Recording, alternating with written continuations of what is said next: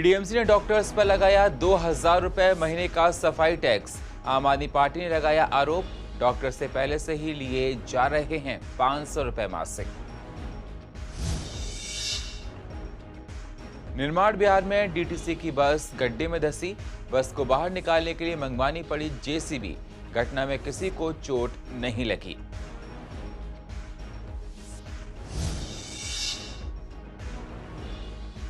ज्यादा गर्मी से निगम के पार्कों के हालात बदले, पेड़ पौधों को नहीं मिल पा रहा है ठीक से पानी। निगम टैंकरों के माध्यम से दे रहा है पार्कों में पानी।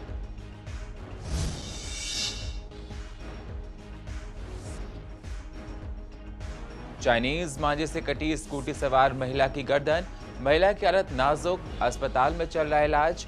चाइनीज मांझे पर प्रतिबंध के बाद नहीं रुक रही खरीदारी।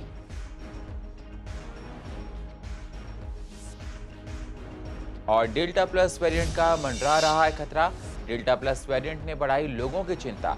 डॉक्टर्स का कहना, लोग बरतें हैं सावधानी।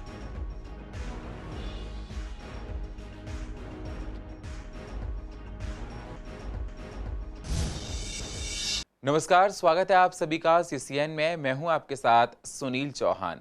अब होते हैं रूबरू पूर्व दिल्ली की अहम खबरों के साथ। पूर्व दिल्ली नगर निगम द्वारा डॉक्टरों से 2,000 रुपए मासिक और सालाना 24,000 रुपए सफाई टैक्स के रूप में वसूले जाने के प्रस्ताव का आम आदमी पार्टी ने विरोध किया है। आम आदमी पार्टी के प्रवक्ता सौरभ भारद्वाज ने कहा कि बीजेपी को यह आभास है कि उनका कार्यकाल अब पूरा होने जा रहा है, इसलिए वे जाते जाते हर तरह की वसूली करना चाहते हैं। सौरभ भारद्वाज ने कहा कि डॉक्टरों के क्लिनिक से बायोमेडिकल वेस्ट निकलता है, जिसके लिए पहले से 500 रुपए महीने का भुगतान कर रहे हैं और 2 कंपनियां इस कूड़े का निपटान भी कर रही हैं। इस हालात में डॉक्टर्स डे पर डॉक्टर्स पर यह टैक्स पूरी तरह से गलत है। उन्होंने कहा कि नगर निगम के ने लाइसेंस शुल्क में काफी बढ़ोतरी की है और इसका असर उपभोक्ता पर ही पड़ता है। साल के 24,000 रुपए एमसीडी को देने पड़ेंगे अपना वेस्ट उठवाने के लिए, अपना कूड़ा उठवाने के लिए। अब आप सोचेंगे कि डॉक्टर के क्लिनिक में क्या कूड़ा होता होगा, तो पहले से ही 500 रुपए महीना यानी कि 6,000 रुपए महीना, 6,000 रुपए सालाना डॉक्टर्स दे रहे थे और अब ये 24,000 रुपए सालाना जो है और जोड़ दिया। मतलब हर डॉक्टर अब 30,000 रुपए तो सिर्फ इसलिए दे करेगा कि उसको अपना कूड़ा उठवाना है। डीटीसी की बस निर्माण बिहार चौराहे पर एक गड्ढे में धंस गई, जिससे बड़ा हादसा होते टल गया, जिसमें यात्री सवार थे। गड्ढा इतना बड़ा था कि बस को बाहर निकालने के लिए जेसीबी मशीन मंगानी पड़ी, जिसके बाद जेसीबी की सहायता से बस को बाहर निकाला गया। आसपास के लोगों का कहना है ये मोड़ पर एक बार पहले भी हादसा हो चुका है और एक बड़ा गड्ढा है जिसमें कभी भी हादसे हो जाते हैं। बस को बाहर निकालने में काफी समय लगा। गनीमत रही कि किसी को चोट इसमें नहीं आई है। हाँ, बस गिर गई थी यहाँ पे सुबह, वो उससे निकली थी जो बिल्डिंग वगैरह तोड़ती है ना, उसी ने निकाली थी। नहीं, चोट किसी की नहीं लगी है, सब लोग सही सलामत गए। नहीं, पहली बार गिरी है, मैंने कभी नहीं देखी आज तक। मैं इतने दिन से यहाँ काम करती हूँ पर मैंने कभी नहीं देखी। बस आई थी ना इधर, इसमें गिर गई थी गड्ढे में। नहीं, चोट बोट किसी की नहीं। नहीं, पहले भी गिर रही थी ना, टम्पू बम्बू फंसे थे इसमें, उसको हो गया था 1-1.5 घंटा आ गया। क्रेन मशीन आई थी, उसने भी निकाली, उस पर नहीं निकली थी। दिल्ली में गर्मी ने 90 साल की रिकॉर्ड तोड़ दिया है, जिससे जनजीवन अस्त व्यस्त हो गया है। ईस्ट एमसीडी पार्कों का ध्यान रखने के लिए निरंतर प्रयास कर रही है। पार्कों में पेड़ पौधे ना सूखें, इसके लिए टैंकरों से पानी डाला जा रहा है, ट्यूबवेल से भी पानी दिया जा रहा है। मेयर ने कहा कि हमने अपने सभी मालियों को देखरेख करने के आदेश भी दे दिए हैं। वहीं कुछ पार्क बदहाल हैं जहां पर्याप्त पानी नहीं मिल पा रहा है। गर्मी बहुत ज्यादा पड़ रही है। एनजीटी के आदेश के बाद कुछ पार्कों के सर्बिल सील हो गए, उससे परेशानियां हो रही हैं। व्यवस्थाएं सभी नहीं हैं ठीक से, जिससे निगम के कुछ पार्कों में हालात ठीक नहीं है, पेड़ पौधे सूख भी रहे हैं।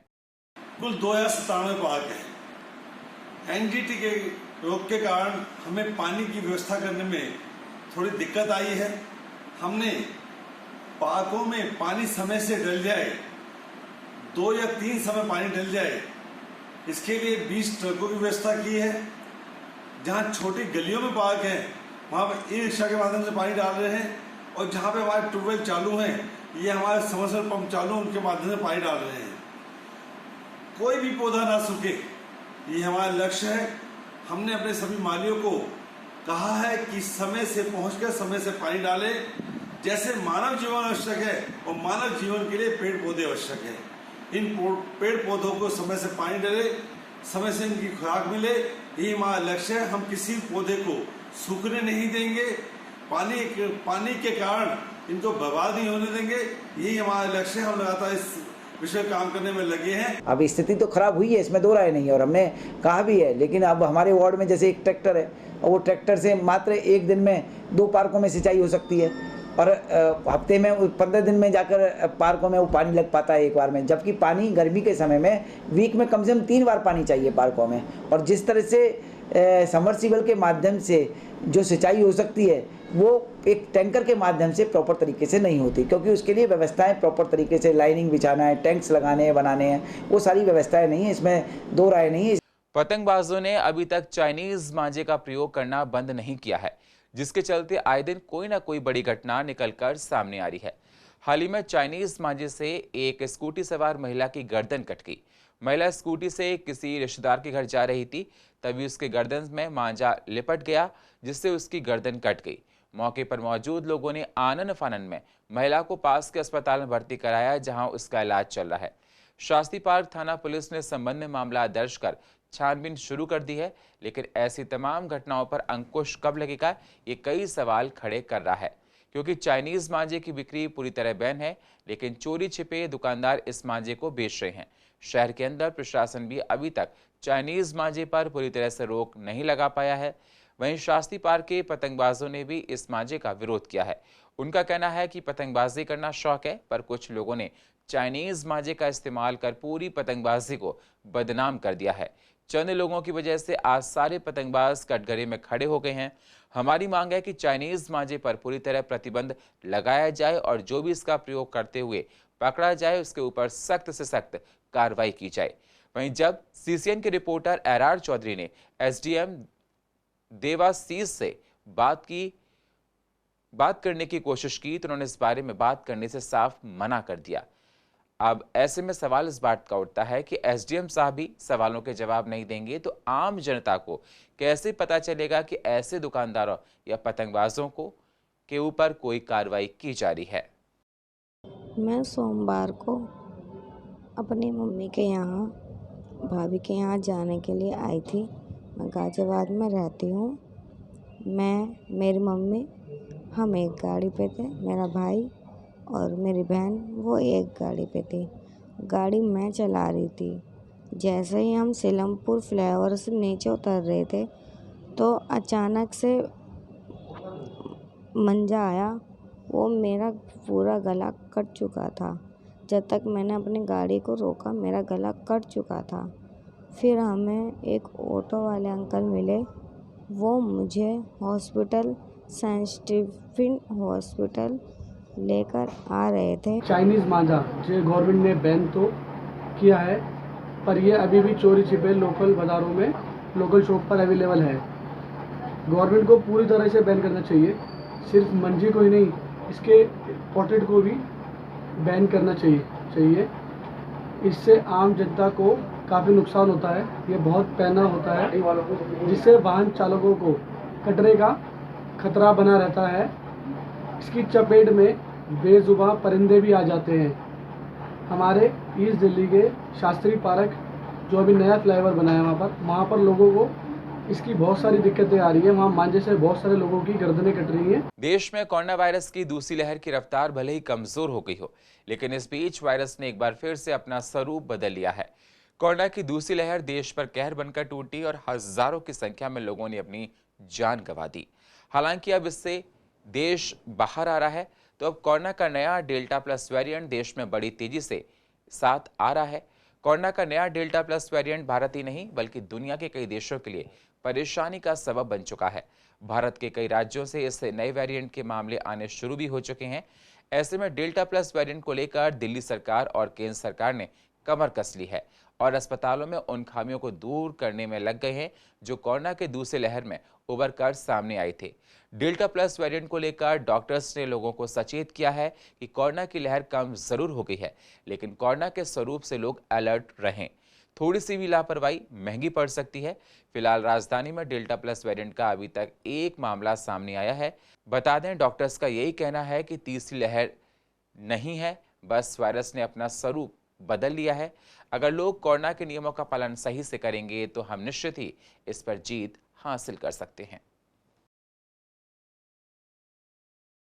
जो पहले इसकी फैलने की क्षमता थी उससे अब ज़्यादा हो गई है, तो इसकी वजह से एक दूसरे पे लगने के चांसेस ज़्यादा हो जाते हैं, तो ये ज़्यादा खतरनाक हो गया है। डेल्टा जो है या डेल्टा प्लस, उसके जितने भी म्यूटेशंस है, ये डेफिनेटली थर्ड वेव नहीं है। थर्ड वेव हम जो सोचते हैं वो रीएक्टिवेशन ऑफ वायरस, जब हम बात करते हैं कि पूरी तरह से हर्ड इम्यूनिटी अचीव हो गई है। हर्ड इम्यूनिटी तभी अचीव होती है जब मोर देन 75% पॉपुलेशन में एंटीबॉडीज़ पाए जाए। अभी ये एंटीबॉडीज़ अराउंड 45 to 50% में पाए गए हैं। या तो वो संक्रमित हुए इस वजह से है या वैक्सीन लगी इस वजह से है। मुझे लगता है कि अभी इनकी संख्या बहुत सीमित है, लेकिन ये बड़ा घातक वेरिएंट है। घातक इन द सेंस कि इसमें मरीज को जो असर आता है, जैसे सेकंड वेव में आपने देखा कि जो मोर्टेलिटी यानी मृत्यु दर बहुत ज़्यादा थी, इसीलिए डेल्टा प्लस में भी जो मरीज़ के ऊपर असर आएगा वो बहुत ज़्यादा आने की उम्मीद है। इसलिए ये कहा जा रहा है कि इस वेरिएंट के प्रति बहुत ज़्यादा सचेत भी रहना पड़ेगा और इसको जहाँ ये है वहीं रोकने की भी भरपूर कोशिश करनी।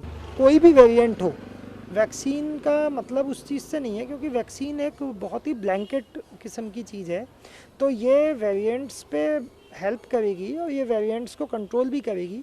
लेकिन बात सारी ये है कि जिस चीज़ के लिए स्पेसिफिक बनाई जाती है वहाँ ज़्यादा असर करती है।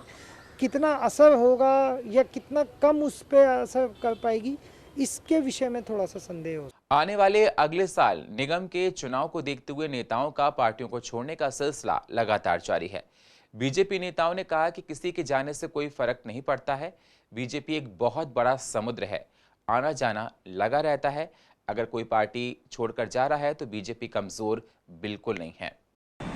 जिसको जो लगता है वो जाता है। मेरा यही कहना है, जिन लोगों का कोई किसी प्रकार के सोच में, थॉट में पार्टी की जो नीति और रीति है उसमें उनका भरोसा नहीं है और पद के लिए लालच में आके लोग अगर अपना पार्टी बदलते हैं तो पब्लिक उनको कभी रिकॉग्नाइज नहीं करती। क्या इसको नाराजगी के नजरिए से भी देखा जा सकता है? नहीं, मैं तो समझता हूँ भाई महत्वाकांक्षा ज़्यादा है। महत्वाकांक्षा पूरी नहीं होती तो कुछ लोग इंतजार करते हैं और कुछ लोग नए रास्ते। मैं नामों में नहीं जाता, लेकिन जो लोग ये जा रहे हैं इनको पार्टी ने बहुत कुछ दिया है। उसके बाद भी अगर वो ज़्यादा महत्वाकांक्षी हैं तो ठीक है, नया रास्ता उन्होंने अपना ढूंढा है। नाराज तो आदमी अपने आप से भी है और पार्टी एक ट्रांसपेरेंट सिस्टम में काम करती है, विचारधारा के आधार पे काम करती है। कोई पद के लिए तो पार्टी है नहीं, पार्टी तो सेवा के लिए है। अब किसी को यदि पद चाहिए, महत्वाकांक्षा ज़्यादा है, दूसरों के बहकावे में आता है, तो उसके लिए मुझे लगता है कुछ कहना उचित नहीं है। रोकने की बात यह है, ये आम आदमी पार्टी का जिस दिन पहले दिन से उनका ये ड्रामा सबके सामने है कि वो हमारे बड़े संपर्क में लोग हैं, ऐसा है वैसा है। दूसरी बात, मनोज सिसोदिया जी संपर्क कर रहे हैं और मैंने पिछली बाइट में कहा था कि मैं आपको रिकॉर्डिंग भी सुनवा सकता हूँ एक विधायक की, हमारे विधायक से बात करते हुए कि पार्टी में हमारी में आ जाओ। मैं कहना ये चाहता हूँ कि उनके पास ईमानदारी से कैंडिडेट नहीं है लड़वाने के लिए। अब उन्हें लगता है कि ये चेहरे फेमस हैं, क्योंकि नगर निगम का चुनाव चेहरे पर भी होता है। लेकिन मैं कहना चाहता हूं कि हम भारतीय जनता पार्टी के अपने कार्यकर्ताओं को पूरी तरह से हमने लामबंद और पूरी तरह से उनको ठीक से रखा हुआ। पार्टी अपनी परफॉर्मेंस पे, मोदी जी के कामों पर और जो हम काम कर रहे हैं उसके आधार पर होना है। लेकिन इससे कोई ज्यादा फर्क पड़ने वाला नहीं है। उनको ये लगता है कि अब 5 साल हम कहीं बेरोजगार ना हो जाएं, खाली ना बैठ जाएं, तो वो इसलिए इधर से उधर जाते हैं। लेकिन जिन लोगों ने ईमानदारी से काम किया है वो लोग कहीं नहीं जाए। अप्सरा बॉर्डर पर अगर आप विवेक विहार की तरफ जाते हैं, बीच में 2 रेड लाइट का सामना करना पड़ता है। अब प्रशासन ने रेड लाइट से निजात दिलाने के लिए सिग्नल फ्री का प्रोजेक्ट बनाया है, जिसके चलते अब आने वाले लोगों को जाम से निजात मिल पाएगी। इस पर विधानसभा स्पीकर रामनिवास गोयल का कहना है कि सिग्नल फ्री प्रोजेक्ट 360 करोड़ रुपए का है, जिसका काम जल्द ही शुरू कर दिया जाएगा। आपको बता दें, अप्सरा बॉर्डर से NH24 को जोड़ने वाले रोड पर सिग्नल फ्री बनाया जा रहा है, जिसके चलते एक फ्लाईओवर बनाया जाएगा ताकि लोग इस फ्लाईओवर के माध्यम से बिना जाम में फंसे अपने घर या ऑफिस पहुंच सकें। लगभग 300 करोड़ रुपया उसके लिए सैंक्शन हुआ है। लास्ट ईयर बजट में उसके लिए एक छोटा अमाउंट रखा गया था, प्राइमरी अमाउंट जिसको कहते हैं, टेंडर वेंडर कॉलिंग के लिए, लेकिन इस साल बजट में पूरा अमाउंट दे दिया गया है। मैं समझता हूँ अब ये 2 महीने और ख़राब हो गए, बहुत जल्दी उसके टेंडर वेंडर कॉल करके वो काम शुरू हो जाए। उसकी प्लानिंग सीधा ये है कि यहाँ से जो वेखयार की रेड लाइट है, सूर्यनगर वेखयार की, ये रेड लाइट क्रॉस करेंगे, रामप्रस्था की रेड लाइट क्रॉस करेंगे, और आगे एक और रेड लाइट है रामप्रस्था की, वो रेड लाइट क्रॉस करेंगे, और रेलवे का जो पुल है उस पर जाकर वो उतर जाएगा। लगभग 3 किलोमीटर का स्ट्रेच है, जो लगभग सारा का सारा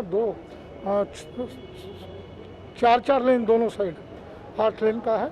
ये बहुत जल्दी अच्छा फ्लाईओवर, पूरा फ्लाईओवर। आम आदमी पार्टी के मुखिया अरविंद केजरीवाल ने हाल ही में पंजाब चुनाव को लेकर बड़ी घोषणाएं की, जिसमें कहा कि यदि केजरीवाल सरकार पंजाब में चुनाव जीतती है तो पंजाब में 300 यूनिट फ्री बिजली को दिया जाएगा। सीएम केजरीवाल की इन घोषणाओं के बाद दिल्ली में सियासी पारा चढ़ गया। कांग्रेस बीजेपी के नेताओं ने इस पर अपनी प्रतिक्रिया देते हुए कहा कि पहले मौजूदा सरकार दिल्ली में किए गए वादों को तो पूरा कर ले, बाद में पंजाब की भोली भाली जनता से झूठे वादे करे। उनका कहना है कि दिल्ली में आने से पहले केजरीवाल ने सिर्फ 200 यूनिट बिजली फ्री दी, लेकिन पंजाब पहुंचकर उन्होंने 300 यूनिट बिजली फ्री देने की बात कही। दोनों पार्टियों का कहना है कि सीएम केजरीवाल को दिल्ली की जनता ने चुना है, तो उनका ये कर्तव्य है कि पहले वो दिल्ली में 300 यूनिट बिजली फ्री करें, बाद में पंजाब की जनता से बड़े बड़े वादे करें। अरविंद केजरीवाल जी पूरे दिल्ली में उन्होंने दिल्ली की जनता को फ्री की आदत डाल दी। आज ये बताइए, अभी उनके खुद के वित्त मंत्री का बयान आया था कि दिल्ली सरकार का बजट घाटे में जा रहा है, तो घाटे में तो जाएगा ही। आप बिजली फ्री कर रहे हैं, आप पानी फ्री दे रहे हैं। अब अगर आप 300 यूनिट पंजाब की जनता को देने का वादा कर रहे हैं, तो दिल्ली की जनता के साथ धोखा है। दिल्ली की जनता को भी 300 यूनिट की बिजली मिलनी चाहिए, और मैं मांग करता हूं कि अगर वो पंजाब में 300 यूनिट कर रहे हैं तो दिल्ली में भी 300 यूनिट करें ना। क्यों नहीं कर रहे हैं? पंजाब के लोगों को बेवकूफ़ बनाने का काम कर रहे हैं। उनकी नज़र पंजाब के चुनाव पर है।